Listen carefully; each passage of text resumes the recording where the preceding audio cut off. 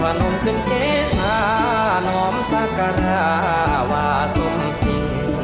มงคลยิ่งดีล้วนเลิศแล้วแสนประเสริฐเถิดแล้วดวงแก้วแก่นธรรมงามล้ำโสภาเฮืองห้องทั่วลาทั้งของแซ่สองวันธนาผู้นาคาองค์ญาณาคินีแปลงเฝ้าเด่นนี้สุขที่สรานโอกกรรมเบิ่งแยงทั่วลาประชาอยู่เย็นเปรียบประดุจดังเช่นเพื่อนผู้เป็นจอมนาคามิ่งบารมีใส่ส่องวรญาตุดพองพระกายรัศมีผู้บุญผู้บาร